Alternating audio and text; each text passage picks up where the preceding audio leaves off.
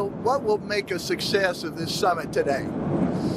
I can't tell you that. I don't know. It's there's nothing set in stone. I want certain things. I want to see a ceasefire. This is not to do with Europe. Europe's not telling me what to do.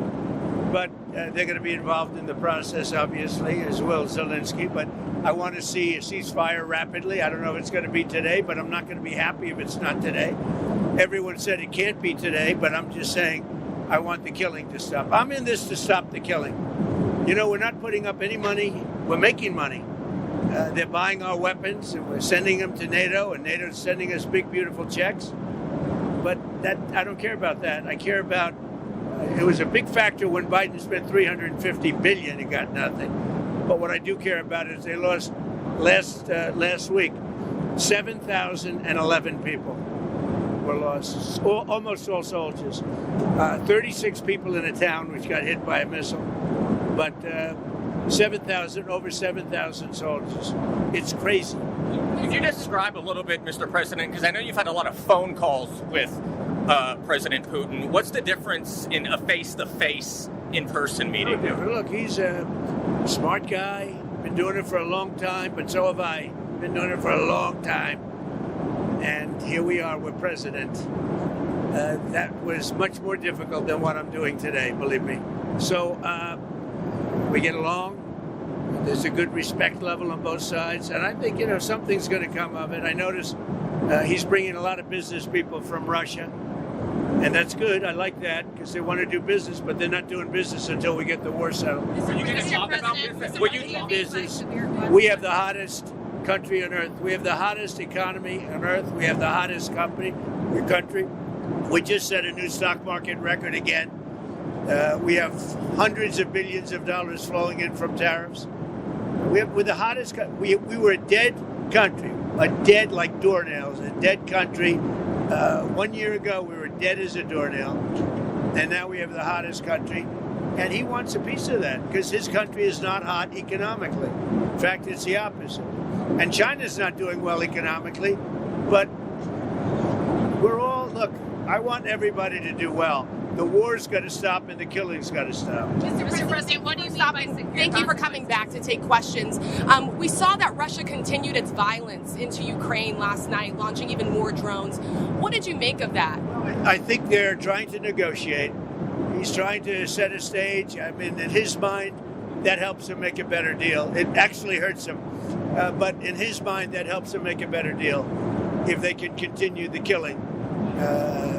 Maybe it's a part of the world. Maybe it's just his fabric, his genes, his genetics.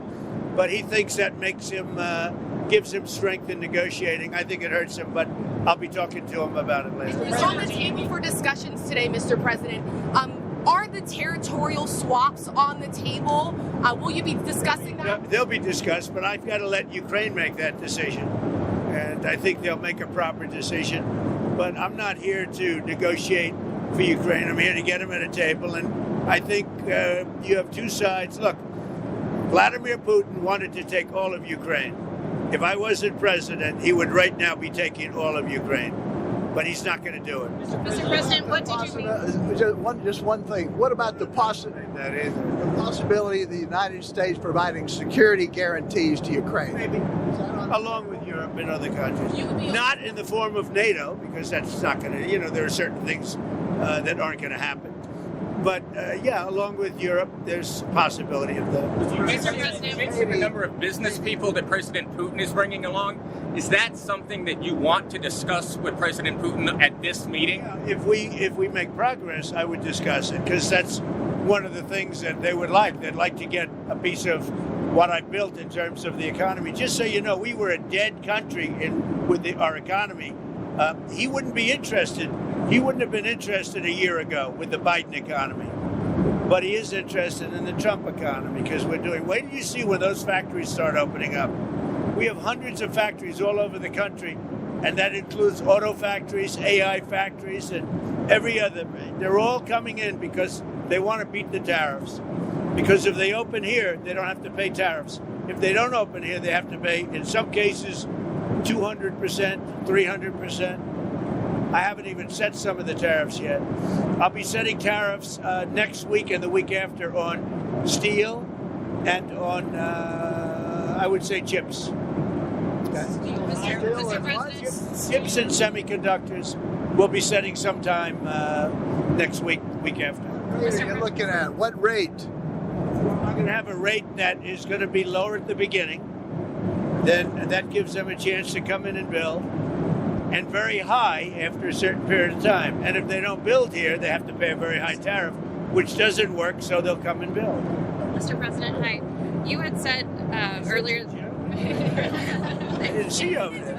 Isn't he a gentleman? He's helping me out. He's a very nice. He's one of the few nice ones, actually. You had said earlier this week that Putin would face severe consequences if you get the sense from him that he's not interested. What do you mean by that? Economically severe. Yes, it will be very severe.